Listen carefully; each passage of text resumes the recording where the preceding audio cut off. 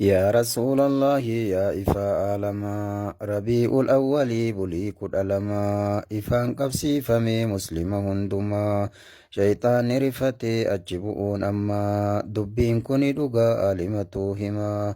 دلچو مصطفى سلمالتمما واني ربين فديهن قلت يومما يا رسول الله يا إفاء لما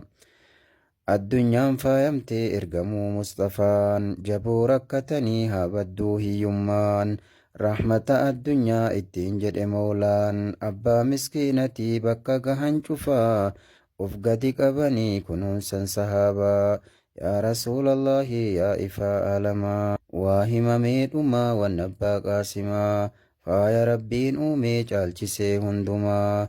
addunyaan ergisaa haa jabaannuu maraan isaanuu deemanii ifaan biyya lamaa amma feenus turruu hin oollu yoomumaa guyyaan tokko kennaa ni aana suutumaan yaa rasuulallahi yaa ifaa alamaa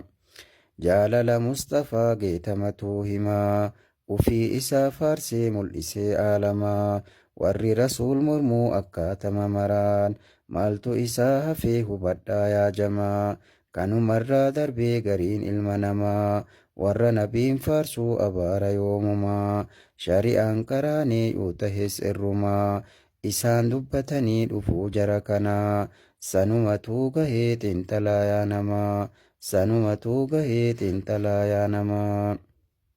kan geetan jallisee itti kenne muraa yoomilleen qajeeluu inni akkanumaa nuti nabiin faarsuu hin dhiifnu yoomumaa isaanin dhaadannaa irkuu mana lamaa yaa rasuulallahi yaa ifaa alamaa yaa habiiballahi yaa ifaa alamaa